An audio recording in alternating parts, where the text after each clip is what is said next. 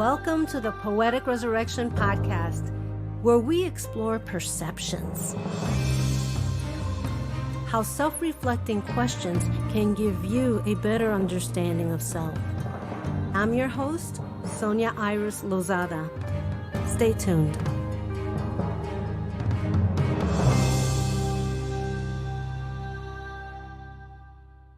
Joachim Brackx was born at the seaside in Belgium and had a successful career as a singer and composer before turning to entrepreneurship. As he healed himself from trauma, grew as a human being, and connected with others and himself more deeply, he decided to help others walk a similar path. This is how the podcast Relating to Self was born, based on the insight that the most important relationship we will ever have is the one we have with ourselves. Hello, everyone. Today, we're very honored to have Joachim Brackx, who is a curious human. Hi, welcome to the show. Thank you, Sonia. It's a pleasure to be here. So tell me about yourself. I know you're a teacher on Inside Timer, but I also see that you're a singer and a composer. Your passion is ethics, compassion, and having good food, which we all like. Yes. Well, that covers the basic. I guess I would call myself a curious human, in the sense that I like to explore what life offers. I have not limited myself to just one slice of what we can do in this life. And as you mentioned, I've been a musician. I was a singer and a composer for about 20 years. I had many concerts all over the world, and that was a wonderful experience. And then after that, for reasons of mostly, I would say, autonomy and a sense of agency, I decided to leave that world and become an entrepreneur instead. I then went through a quite long phase that is still in progress, I would say, of examining my trauma, healing my trauma, understanding myself, going through therapy and all these kind of things. And through that process, I have come to certain understandings and certain things, certain practices, certain rituals that help me navigate life and navigate my relationship with myself. That's kind of like the core essence of what I'm exploring right now in life, is this idea of how we relate to ourselves. As in, the relationship to ourselves is the only relationship that we will always be in, no matter what happens. Yeah. And in that sense, it becomes the most important relationship of my life. And if I look at my life, it's probably also the relationship that I have the most neglected throughout my life. Like, how do I treat myself? How kind am I to myself? How do I show up for myself? Can I trust myself? All these things. And that has been at the core of my exploration of life in the past years or so. Yes, it's amazing how our self-talk is so bad on us in a way that we would never address someone else in that way. I find the hardest part is catching that we're doing that. When did you first started catching it within yourself? And when you changed from your career as touring in the music industry, what made you say, enough, this is not my soul, this is not who I am anymore? Because it sounded lucrative. Not really. I was, to be clear, I was a musician in the classical music world. Yes. So I was a composer of contemporary classical music and a singer of mostly Renaissance polyphony and early Baroque, which definitely was not a very lucrative career choice. It was definitely a choice from the soul. Yes. Like you would say, when I was 17, 18, and I needed to decide what to become in life and hence what to study, I was all set to become a civil engineer. That was my career path. My father's a mathematician. My mother studied mathematics as well. My father actually was a professor in the department of civil engineering in the university where I went.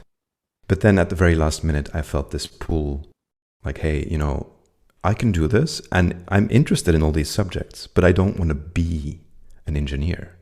If I think about what I want to be, I want to be an artist. I want to be a composer. I want to imagine and make and create music and touch people. That was what I was called to do. And so I spent a considerable amount of time and energy and a great part of my life pursuing that, which was wonderful. But then the switch for me came when I started realizing that I was not living my own life. Most of my life choices were made by other people. Specifically as a touring singer, people give you a schedule and they tell you, you have to be there at 6 a.m. We'll take you on a bus to an airport. We'll fly you somewhere. You'll have half an hour to eat. You'll go to the hotel. You get dressed. You go rehearsing.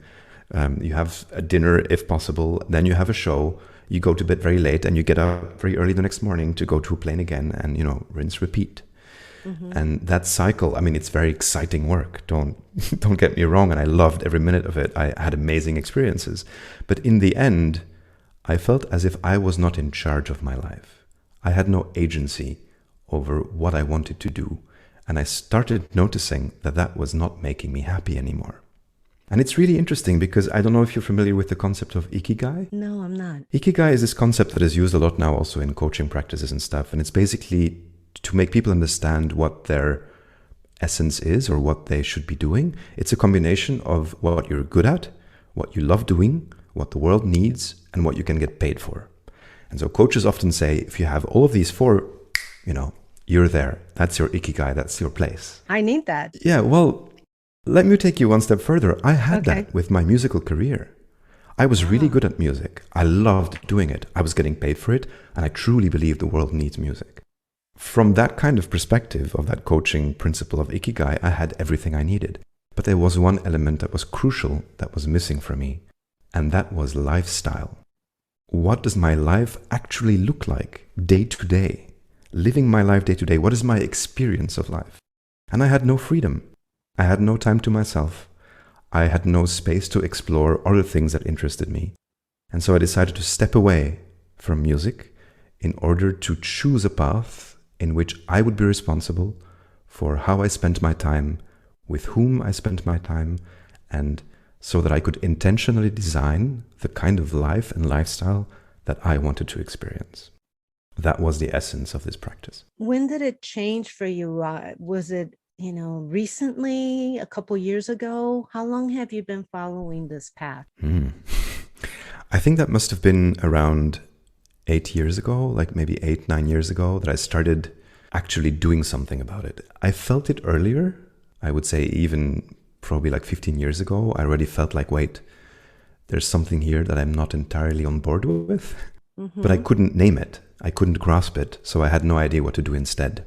And it took me quite a while to gather enough courage to step away from something I loved so much that paid for my life and go into a path of entrepreneurship for which I had no clue. Like I had no experience. I had no idea what to do. And I just jumped in a black hole, basically. And I had to reinvent myself from the ground up. It's amazing how if you're in touch with your inner being or your soul or whatever you have affinity with, you do the jump. You just do it. It's within you to make that move. I did the same thing. I've been an actor for a long time. I wasn't happy with it. And the same thing, there's no control. You have absolutely no control. I wanted more control of my life and where it was going. So I totally understand where this came into being. And I actually did it about 6 years ago.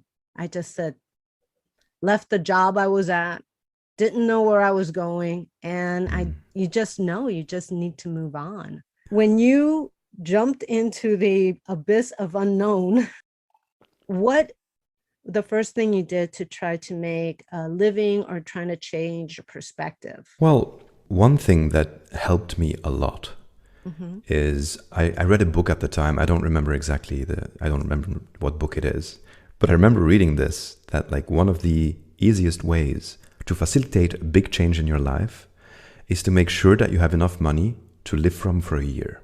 Because if you move away from a job or a position or anything like that gives you security and you have nothing else, you will start doing things out of fear, out of scarcity, because you need the money to survive, right?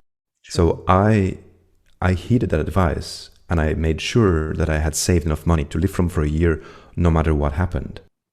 And that gave me the psychological safety to know like, hey, I can take some time here to think about what it is that I want to bring into this world and how I want to create value for the world without having this pressing need for like creating income right now. Because I've had that before, like during my early musician career when I was still not getting paid at all. I was doing odd jobs in between, that was just because I needed the money to survive.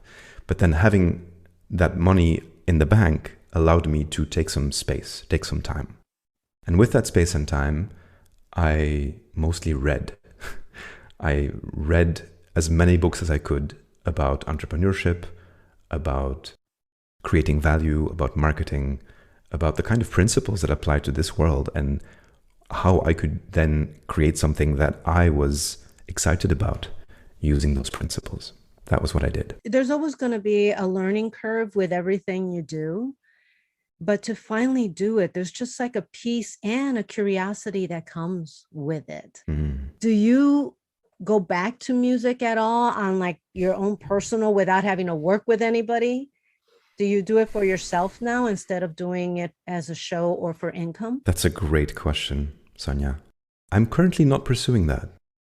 Also, I have to say, it's a bit complicated. The kind of music that I am into is almost defined by a group, is defined by the interactions you have with other musicians.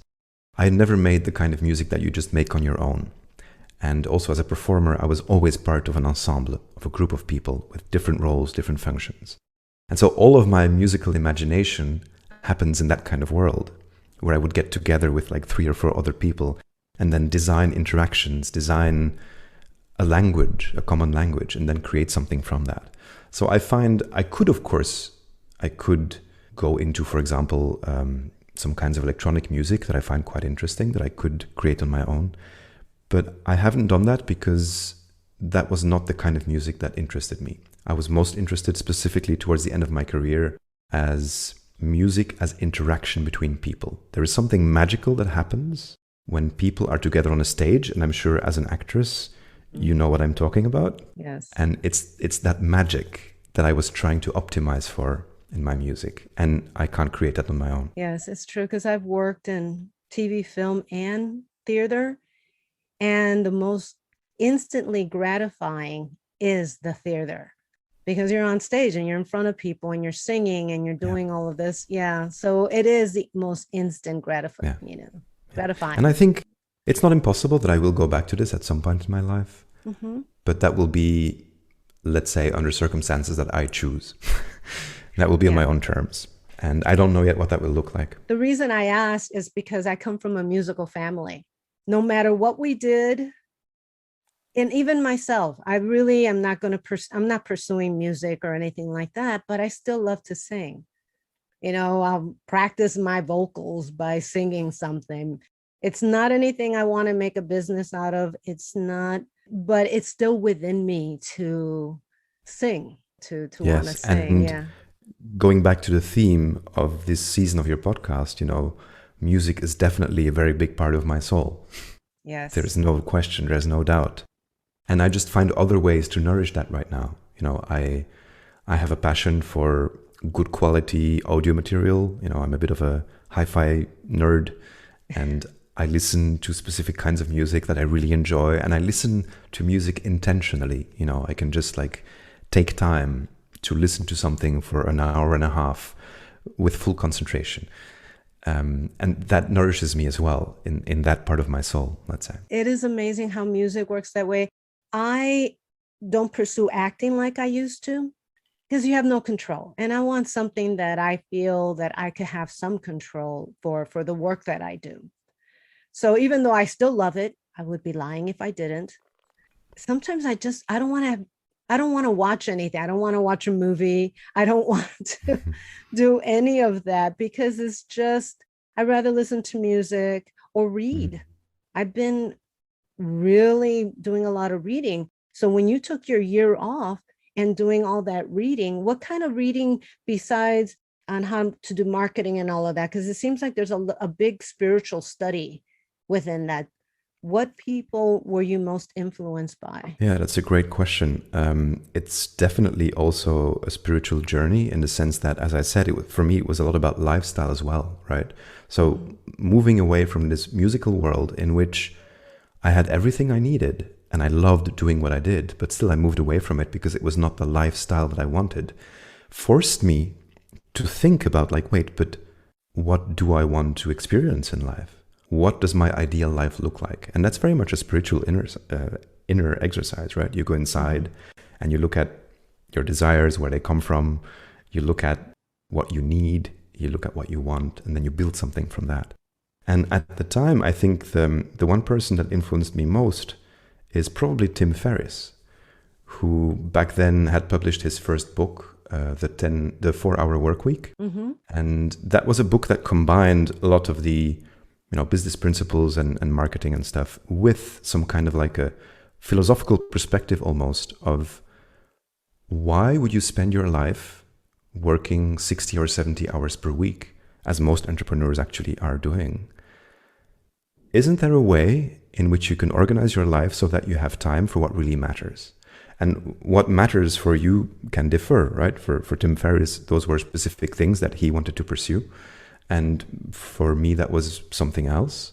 But this idea of creating a life in which I could do what I wanted to do and experience what I wanted to experience beyond work was quite revolutionary for me at that time. So this idea of like creating a business, creating a system that would then provide me with income so that I could pursue things that are meaningful and important to me, like human connection and relating to myself, understanding my traumas, healing. All these things take time and energy.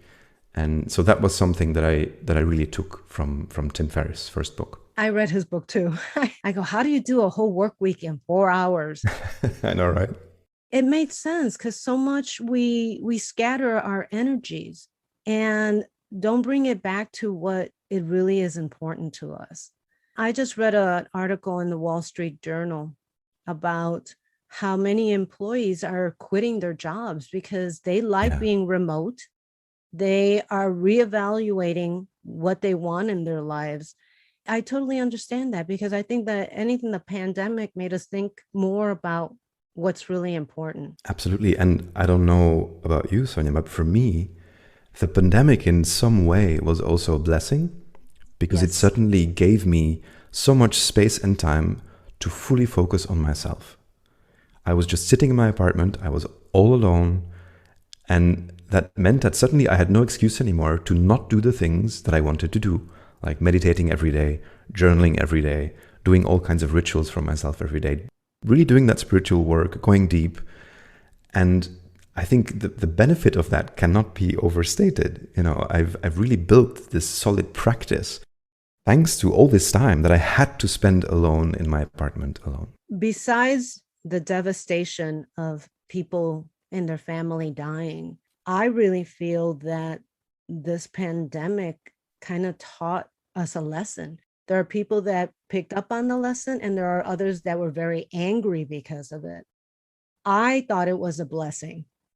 It made me really think about what's important and what I want out of my life. And I feel everybody around me was kind of going through the same thing.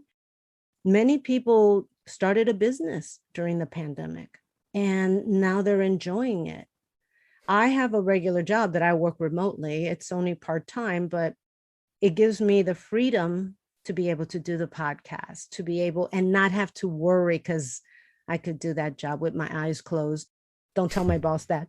I hope he's not listening to your podcast. No, he hasn't listened to it yet, but it's okay. I started this podcast during the pandemic. Same.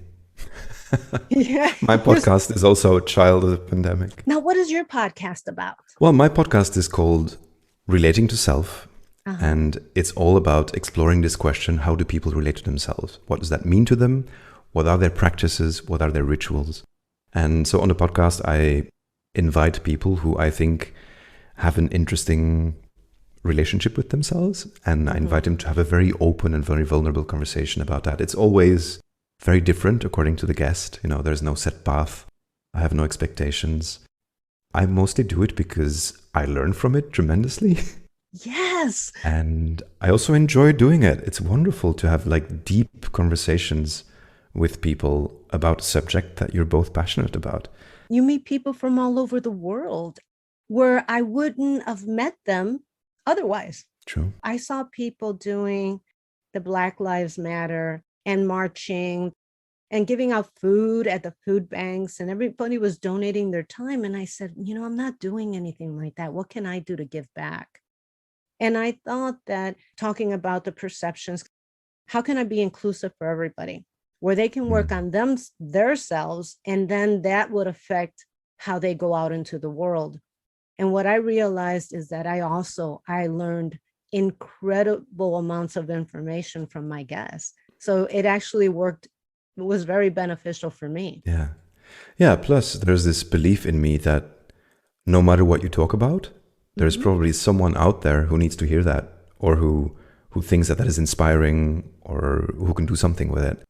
And that's been really beautiful. And I've had beautiful reactions as well of people saying like, I really enjoyed your podcast, even if I don't know these people. And that's just incredible that you can connect with human beings on such a level. It's such a privilege to have their attention for like whatever it is, 30 minutes, 45 minutes for a conversation. I think that's incredible that people give you that quality of attention. And I try to be very mindful of what I give to them. And I do my best.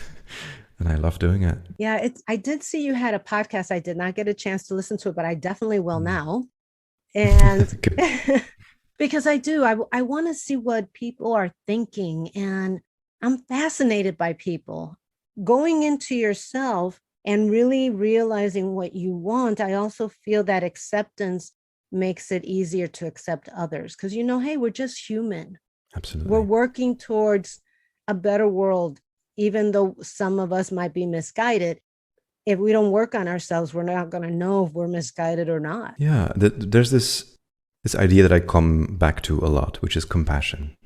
I know that I have been misguided so often in my past. And to be honest, I don't even know what misguided is. I might be misguided right now. And the people who I perceive as misguided might be right in their own way from their perspective. Exactly. So I think I'm cultivating a way of looking at the world that is non-judgmental and that is based on compassion, that is based on the idea that if I see someone doing something or acting in a certain way, I think these people probably have a good reason to behave like that. It's not like they're choosing to be assholes. I don't believe that. I believe people are hurt in many different ways. People have traumatic experiences. People act out. People react instead of acting. There's so much going on. And I'm compassionate with them because I've been there. I've been in that cycle of not being aware of what's going on, just having knee-jerk reactions to things that people throw at me, to what the world throws at me, not learning from my experiences and just feeling lost and confused.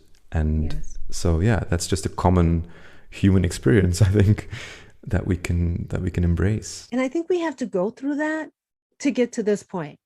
And yet then we learn from this point and get to another point. Exactly. But you can't really skip the steps. You have to understand and look at yourself in a more objective way so you can see what you're doing. You have to go through the steps. You can't make someone jump a step. There are no shortcuts. No. The only shortcut is really listening to yourself. That's the only shortcut I found. And yet we still have to make all the changes. Listening to what's within us. What was our passion? Some people say, I have no passion. And I'm like, well, what did you do as a little kid instinctively? Maybe start from there. What did you do that nobody had to tell you to do?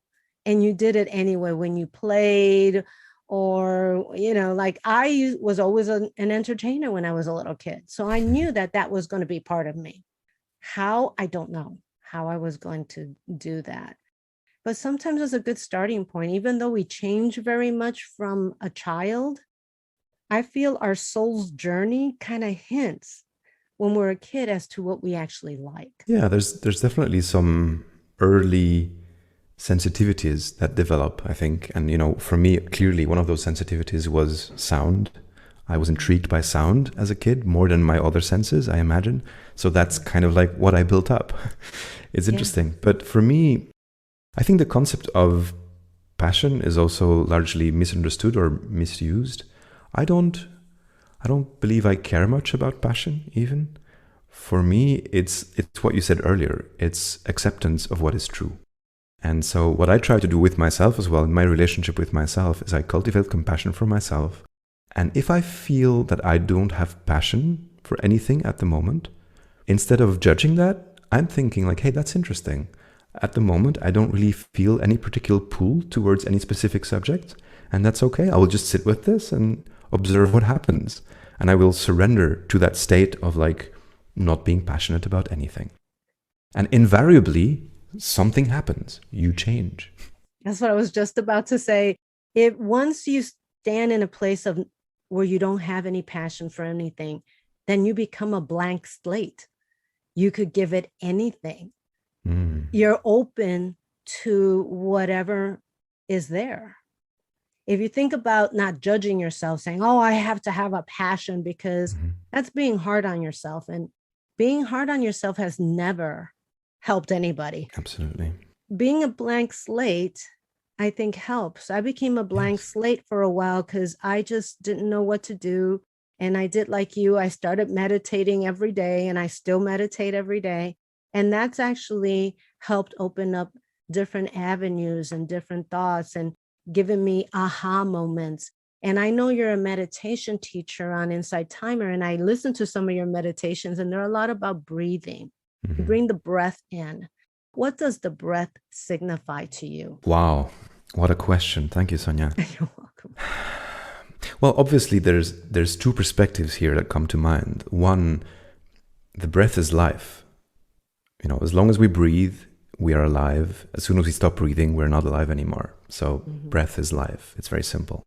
It's one of the most important things that we have, our capacity to breathe. The other perspective being that, of course, since I'm a singer and a musician, the breath for me is also what the energy or the resource that makes it possible for us to express ourselves, to speak, to sing, to use our voices. And that's one of these concepts that I use a lot in my meditations, that is the power of the voice. And that's literally just like the way that we use our breath to create vibration in the world. Literally, sound is vibration of air. So we use the breath to create a physical thing in the world, which I think is, well, I would say it's magical, but it's not even magical. That's just how it is. And I think that's incredible. That's so beautiful. And so the breath and the voice are two of the central concepts that I use in my meditations, indeed. And I like your perspective on how it creates sound, creates energy. And it does, because Earth is based on energy. We can sense when someone's upset without even knowing them. We could just feel it, and without them saying anything, we can sense it. Energy is so important. We disregard our own energy, but to put it into the vocal and to the voice, it's a beautiful energy because it does resonate. That's literally what it does. It resonates in your body. It resonates in the space. I've found that for myself, voicing thoughts, voicing desires, voicing doubts, voicing anything is an incredibly powerful way to, one, examine them, experience them, and through that experience, examining what they are about, and two, to navigate them, to get a hold of them, to change them. Like, I have this very simple ritual that I use often that is a forgiveness ritual, and I basically just state, I forgive myself, and then I forgive whoever needs to be forgiven in my head, you know? The difference between thinking about forgiving someone or writing about forgiving someone and then speaking about forgiving someone, even if that speaking is just for yourself in your own room, there is no comparison. The speaking is so powerful. And you probably, as a singer, I've experienced this.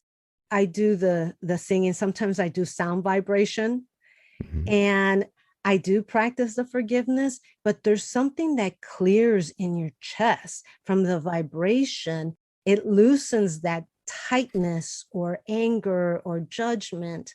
And that's why I think when you say Om is such a powerful, because it does vibrate within you. I understand the sound, and it's true. I mean, I've listened to music that has made me cry, has made me laugh, has made me feel love. And so music, using that as an energy source is so powerful. When you do your meditations, I notice you do a pause in between them. Like you'll say breathe or do this, and you do a pause. And I'm curious to know the pause. What does the pause mean to you? That's a really interesting question. I've never had that one before. I think there's two things here, Sonia. Is that one, often in listening to guided meditations of other people, I feel rushed because people are wary of leaving pauses, of leaving space. Mm-hmm. So they will kind of like continuously speak. And that doesn't really work well for me. The other thing that I find is really important is that for me as a musician and as a human being, silence is so incredibly powerful and so incredibly important to me. Because in silence, can we begin to listen to ourselves? As long as we have external input, as long as we're hearing something or seeing something or sensing anything, we will be tempted to stay with our consciousness, with our awareness, in whatever's happening around us. But if you take that away, and if suddenly there is silence, then you can start listening to what is in you, and you actually start feeling what's happening with your breath and with your body, and is there tension? What is happening in my body right now? And I think that's part of the reason why I leave these moments of silence, I would call them. And it's not that I have an intention to do so. You know, it's not like I've designed that way. But I guess that's just what I do because that's what I need also. And I guess that's why it happens. With me as a meditator, I do guided. Sometimes I just do the, soundscapes and meditate on my own. I go to the ones that talk more when my mind won't stop thinking. And I want someone else to drown out what I'm thinking. And yes. Then I go to ones like you do when I need that centering. And then I do the soundscapes when I don't want to hear a voice, period. I just want to be in tune with my thoughts and think. As a meditation teacher also there, I do the talking all the way through. But mine are only like really short. They're like 5 minutes. I think that's a great point you make. Meditation is not one thing. And many people have different needs. And even one person has different needs. I have the same. Sometimes my meditation is just sitting alone in silence for half an hour. Some other times I really feel like I need some guidance. I need like someone to facilitate some kind of meditation state, and then I listen to a guided meditation or something else. Sometimes I will meditate with some music, different kinds of music. And all of these meditations are very different in how they feel and what they accomplish, but all of them are valuable, and all of them in their own way are meaningful to me. Yes. They are with me too. In closing, what would you like to say to the audience that we haven't talked about and directly to them? Thank you for that prompt, Sonia. I appreciate it. I think anyone listening to this, I would deeply encourage to ask themselves a simple question. How do I relate to myself? Am I kind to myself? Do I speak to myself with respect? Do I show up when I have promised something to myself? Can I trust myself? And from those simple questions, a whole world of possibilities will emerge to further explore and to further, I think, enliven our lives, make them richer, make them more beautiful. And so that's what I would encourage people to do. That's very beautiful because we do break our own promises. Like we put ourselves, like we're the last ones we keep our promises to. So that one I'm going to use myself. Beautiful. Thank you, Sonia. Yes. And how can people reach you? Yes. So I have a website that is very simple. It's relatingtoself.com. On the website, you can find a link to a program that I have created called Love for Weeks. That is an intentional practice of devoting a little moment every day to a self-love practice. You can find a link to the podcast relating to self. It's available on most of the platforms, so you can just search for that. And then you can also subscribe to my email list so that you will keep in the loop about what I'm doing and what's going to happen. I have many more ideas of what I want to do with people, and I'm still developing all those. It's early stage. So if you feel excited, if you feel like this is something you'd be interested in, just subscribe to my email list and I will get in touch with you. Thank you. Thank you so much for being on the show. I really appreciate it. I'm sure the audience has gotten so much out of it, going through your journey. And it's a beautiful journey. Thank you so much, Sonia. It was a pleasure to be here. Thank you for listening to the Poetic Resurrection podcast, available on Apple iTunes, Spotify, Amazon Music, Google Music, and many other podcast platforms. Please visit us and subscribe to our newsletter at poeticresurrection.com for the latest information and updates.